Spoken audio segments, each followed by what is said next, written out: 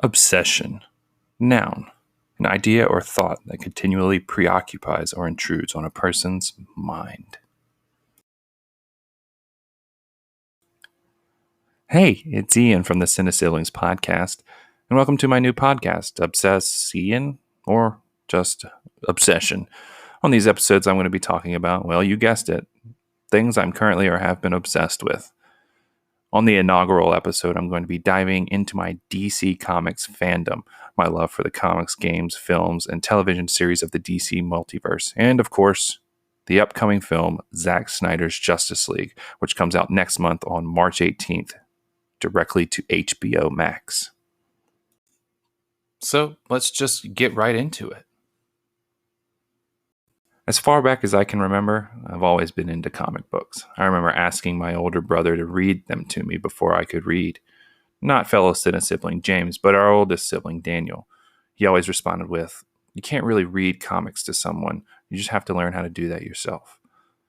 I had to resort to staring at the pictures obsessively and trying to piece together the epic storylines through the captivating artwork of The Infinity Gauntlet, Secret Wars 1 and 2, The Death of Superman, Spider-Man Doppelganger, and many, many more. But one of these storylines captured my attention more than any other: the death of Superman. Growing up, also with my oldest brother Daniel, we got up every Saturday morning to watch Spider-Man the Animated Series, X-Men the Animated Series, and all the other Marvel shows. But as the 90s progressed onwards toward the early 2000s, the focus began to shift. Reruns of the Batman the Animated Series took Cartoon Network by storm, Superman the Animated Series along with it. Then Justice League came bursting through the screen, creating this sort of shared universe, much like Marvel did with their 90s cartoons. Teen Titans, Batman Beyond, Static Shock were all among the DC properties we as 90s kids were absolutely obsessed with, and still are to this day as they release on HBO Max. But this wasn't the forefront of our obsessions, not yet at least. At this time period, it was all about Dragon Ball Z, Pokemon, the anime we were served up on Cartoon Network's Toonami block. But that's another episode in and of itself. As time moved on, we got some questionable Batman movies with some truly memorable performances. Arnold Schwarzenegger's Mr. Freeze, Jim Carrey as the Riddler.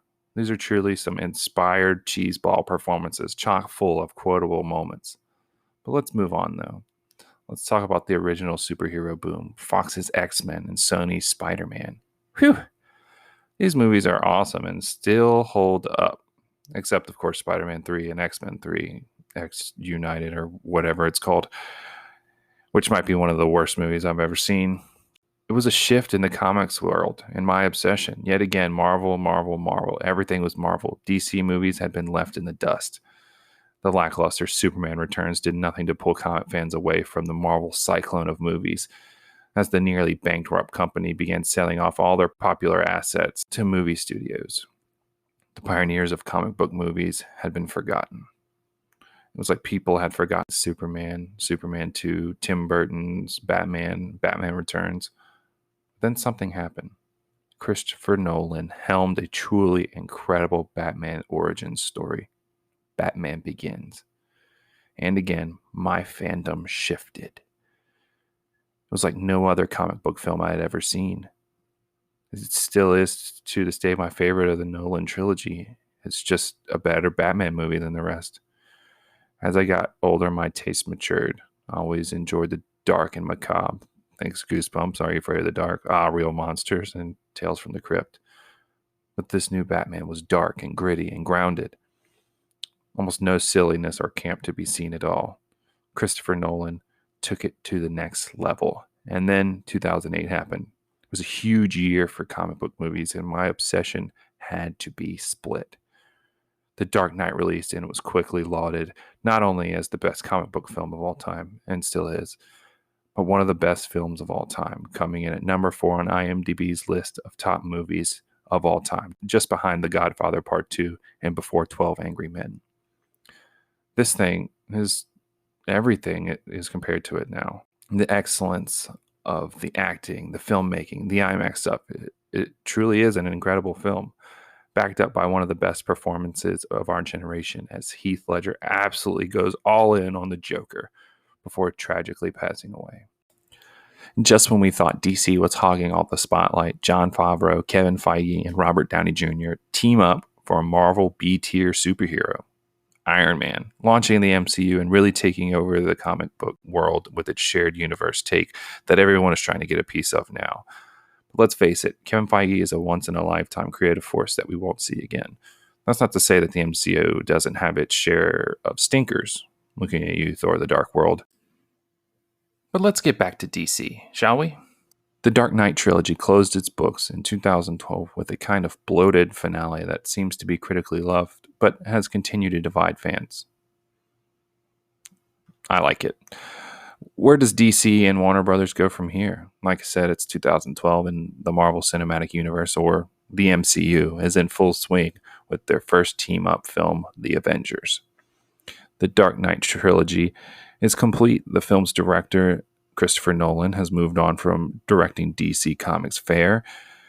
Christian Bale is done with the cape and cowl, and it seems like the next thing to do is start working toward a Justice League movie, trying to mirror the success of Marvel. Enter Zack Snyder. So let's take a short trip back to 2006.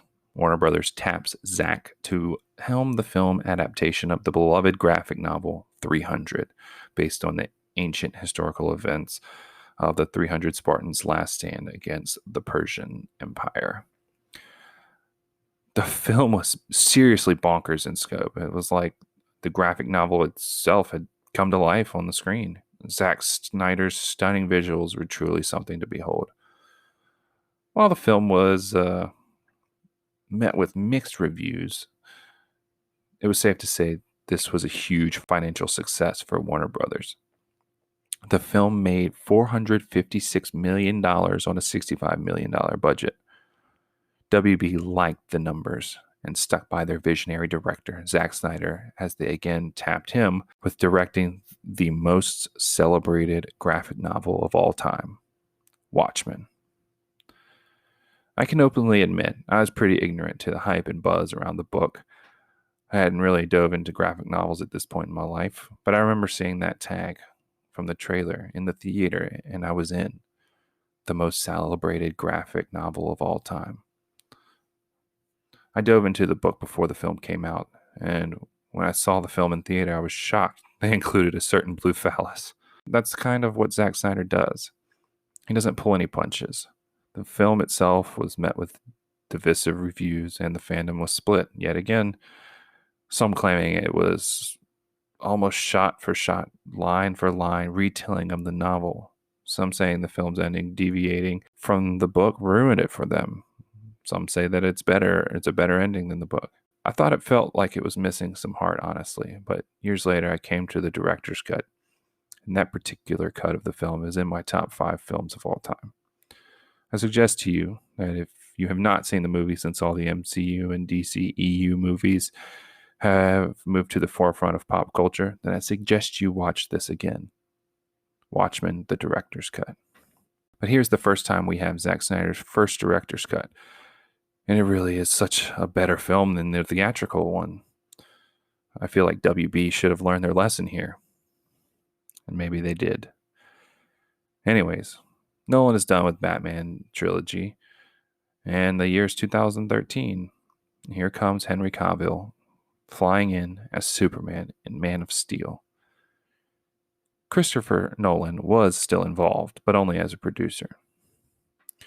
Yet again, the film was met with mixed reviews and reactions, but I feel as time goes on, people rewatch it and come to appreciate it as I do. I seriously could watch this film over and over again. It might be one of my desert island movies just because of how freaking hopeful and inspiring it is. Safe to say I'm still obsessed with this movie. It reinvigorated my DC Comics love. It led me back to DC Comics. I stormed through the New 52 catalog. I went back to other famous storylines I had missed out on. Crisis on Infinite Earths, Blackest Night, Brightest Day, Identity Crisis, Kevin Smith's run on Green Arrow, Grant Morrison's run on Justice League. I was just devouring anything DC had to offer, including the already one season in television series from the CW, Arrow, adapted characters from the Green Arrow series, and eventually spawned into its own shared universe or multiverse, including The Flash, Supergirl, The Legends of Tomorrow, and Black Lightning.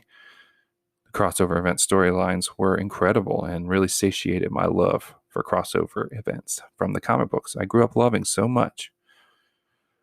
I still think back fondly at the CW verse, but it is now a shade of its former self. Now I'll get to the nitty-gritty of it all. Warner Brothers wanting its own cinematic universe, much like Marvel.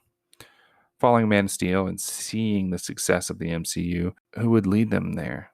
Zack Snyder, the same visionary director of the comic adaptations of 300, Watchmen, and Man of Steel, alongside his wife Deborah Snyder as a producer. To much social media backlash, Ben Affleck is cast as Batman and Bruce Wayne in the upcoming sequel to Man of Steel. Wait, what? Batman isn't getting his own movie? They cried. DC isn't doing this the right way. Look at Marvel. Follow the same formula. Give each hero their own movie before teaming them up. I like this, I replied to the doubters and haters. DC is not the same as Marvel. Their heroes are very different. They don't need to follow the same formula. You just wait and see. This movie is going to be epic. Then Gal Gadot is cast as Diana Prince, Wonder Woman. Same rhetoric, same backlash, and hate from the people saying WB and DC are doing this the wrong way. Just you wait and see, I replied. Images began to surface. She looked perfect as Wonder Woman. Ben Affleck was perfect as Batman. I was in awe. Everything looked so good. My enthusiasm was sky high. Nothing could stop my obsession from growing even deeper. Teaser trailers came and went. I was sold on it. Everyone was. This film was the first time the three of the greatest superheroes of all time teamed up on screen, and it looked fantastic. Yeah, some people were confused and in a tizzy, and that the likes of Wonder Woman and Batman weren't getting their first in-universe movies. But whatever. Then something happened, a marketing debacle unlike any other. The trailers and marketing shifted away from the entire shtick they had been clinging to since the film was announced, Batman v Superman. Instead, they revealed that they would be teaming up in the end against the big bad Superman killer himself, Doomsday, who seemed like a cave troll from Lord of the Rings. I couldn't believe what they had done. Such a massive spoiler released in the trailer. I was hurt. I felt betrayed. I felt as if they just ruined my film-going experience. But I pressed on. Early screenings of Batman v Superman, Dawn of Justice, were apparently met with standing ovations. Buzz around the film grew, my excitement with it. And then, it was March 24th, 2016. The Thursday premiere was happening. I had avoided the internet fairly successfully at the time. Me and my wife, my father-in-law, and a friend of mine all went and saw the film. It felt weird. I felt weird. I liked it, but it just felt weird, disjointed, choppy, like it was missing a whole plot threads. I felt let down. I quickly went online to see what the critics thought, what the buzz was like on Reddit. My face turned hot. I was upset at how bad everyone was talking about something I actually enjoyed. Someone who was fast-tracking themselves as one of my favorite directors. All the scores were abysmal. My friends made fun of me for liking the movie, but there were some who thought as I did. I just needed to find them for affirmation. Then something weird happened. WB, Zack Snyder, they dropped a deleted scene on YouTube titled Communion. The scene included Lex Luthor communing with Steppenwolf within the Kryptonian ship, only for Steppenwolf to use his mother boxes to boom tube back to Apocalypse, and Lex to be arrested by the incoming SWAT team. It was so cool. Steppenwolf was terrifying, and it made the ending make much more sense as Lex maniacally and insanely babbles on about someone coming and his bell that can't be unrung before mimicking a bell over and over. Ding, ding, ding, ding, ding. Which for uber DC nerds, you know, is the sound a mother box makes when it opens a boom tube. I knew this was something that belonged in the film. And yes, not long after the film premiered in theaters, an ultimate cut was announced. It would include 30 some odd minutes back into the film. I was jazzed, to say the least. It reminded me of another obsession of mine, Lord of the Rings, which all came with extended editions, which are all far superior to the theatrical cuts. But again, that'll be another episode. The Ultimate Edition came. And boy, oh boy, is it 100% better. It made the film feel, well, like it was intended to be. The other version of it should not even exist. Much like Zack Snyder's other film, Watchmen, the director's cut was far superior to the one that had been edited and meddled with by the producers at Warner Brothers. Suicide Squad came and went. It was a film I enjoyed, knowing full well it was not a good movie. I enjoyed Harley and Joker, and knowing full well that Jared Leto's Joker had been cut short. Stories came out that Warner Brothers wanted heavy reshoots to change the tone of the film to be funnier in response to BVS's dark, dour nature. Then Justice League set visits happened. Everyone invited seemed to indicate that this movie was going to be awesome and really springboard DC onto the right track. I was a bit anxious. Man of Steel and Batman v Superman were already movies I adored, and in my opinion were already on the right track. They had created films that set themselves apart from their comic book counterpart in Marvel. None of the MCU movies even come close to the depth of meaning Zack Snyder's DC films have. Every scene, every bit of dialogue purposeful. Wonder Woman released, and it quickly shot up in my comic book film rankings. What a film, packed with some of the greatest moments in any comic book movie. It's not perfect, but really damn good, and infinitely rewatchable. Then May of 2017 happened. Zack Snyder stepped down from the post-production on Justice League following the suicide of his daughter, a family tragedy, something no one could predict. It was announced by WB that Joss Whedon of Avengers and Buffy the Vampire Slayer fame would replace him, filming additional photography for DC's first Justice League outing. I was confused, disturbed. Why would they let the director they place so much trust in just walk away? Why not give him time to grieve, push the release date into the following year, and let him finish the film when he was ready to do so? I guess that's just not how business works. So I guess the best thing for me to do to lead you into Zack Snyder's Justice League is to give you a brief timeline of the events leading up to the most tweeted about movie that never happened. May 2017. Zack Snyder leaves the production of Justice League following a family tragedy. Warner Brothers taps Joss Whedon to replace him for additional photography and post-production. June 2017. Danny Elfman replaces Junkie XL, or Tom Holkenborg, as the composer on the film. This was confusing since Junkie XL co-scored BVS with Hans Zimmer. This was worrisome to me. I felt like they were going to completely change the tone of the film, the trilogy that Zack Snyder had created. Are they going to scrap all the themes Junkie XL wrote and carried over from BVS? I was confused. November 2017, Justice League is released as a 2-hour movie, and it bombs, both critically and financially. I was disappointed. I wanted to make myself like it. I wanted to be its White Knight, defending it much like I did with DC's previous 2 entries. I quickly went to my go-to source for affirmation for my love of all things DC, the Suicide Squad cast, now known as DC Movie Squadcast. They didn't like it. I was confused. The more I watched the film, though, the more I hated it. I watched the films as a trilogy, and it was abysmal. Nothing Zack Snyder had planted had come to fruition from the previous movies. What happened to the nightmare sequence? What happened to the Flash running back in time? What happened to Darkseid? The film was a stitched amalgam of 2 very different directors and had no place completing the Superman the Savior trilogy. I became bitter. My obsession with DC had soured. Then something disgusting happened. It began coming out that the higher-ups of DC pushed the movie forward so they could get their bonuses for that year. I was furious. And then a glimmer of hope, much like the dirt on Clark Kent's coffin of movement. That all started with the hashtag releasethesnydercut. I signed the petition on change.org. I wasn't active on Twitter or anything at the time, nor did I have a podcast to voice my support, but I followed the trades and the scoopers who had more connections.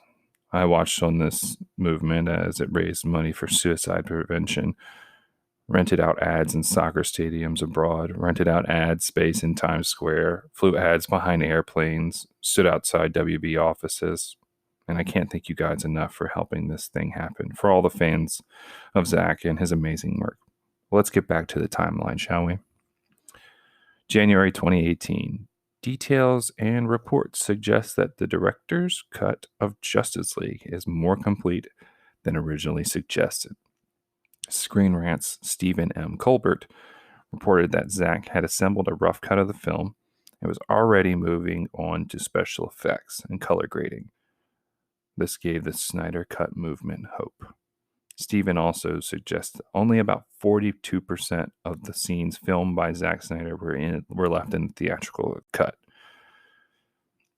leaving the other 58% as reshoots directed by Joss Whedon.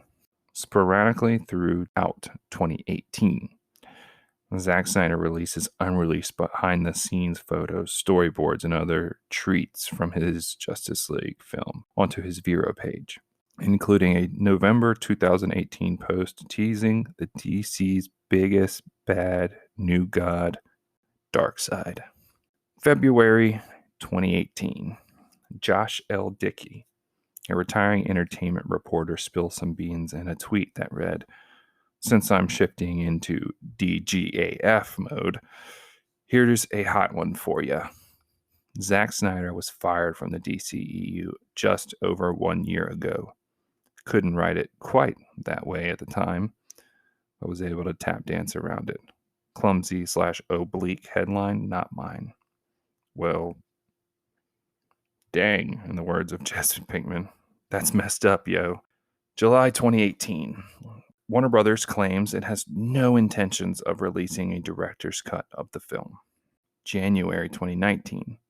Superfan Fiona Zhang creates 4snydercut.com to promote the release for the film. March 2019. Zack Snyder says his version of the film is 214 minutes long. Wait, hold on. Let me do the math here. Carry the one. Yeah, so that's like 3.5 hours long.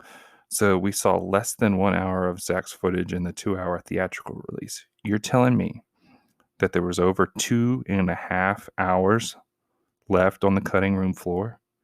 What the heck? April 2019. Fans start Project Comic-Con. They raised $26,000 for the project, half of which they donated to suicide prevention in honor of Zack and Deborah's daughter. August 2019. Both Jason Momoa, who starred as Aquaman in the film and in his own solo outing, and Kevin Smith claim the Snyder Cut of Justice League exists. The former stating it's sick, and the latter stating it's not some mythical creature. It exists. October 2019. Fans pay for the Times Square billboard. Zack acknowledges it by saying it was truly amazing and that he was speechless and humbled by the support. Also October 2019, Antonius Tom Hulkenborg, also known as Junkie XL, confirms his score was completed. So you mean he scored into the entire movie and they just threw it all out and hired Danny Elfman? What the heck? November 2019, Gal Gadot, Ray Fisher, and Ben Affleck tweet out, #release the Snyder Cut. This is when it became real for me. Now you have 4 out of the 6 main cast of the film coming out in support of the project. This gave everyone hope. December 2019. Zack posts pictures of covered film reels labeled JL Director's Cut with the caption, "Is it real? Does it exist?" Of course it does. May 2020. COVID-19. Quarantine. Zack and his wife, Deborah, do a virtual watch-along and commentary for Man of Steel via Zoom and Vero, which at the end, Henry Cavill, Superman himself, crashed the party along with some other superfans that started the Snyder Cut movement. Zack reveals that his director's cut, titled Zack Snyder's Justice League, would be released on HBO Max in 2021. I was working from home at the time. I had my phone up watching and listening along. I legit teared up when he revealed his work would be completed.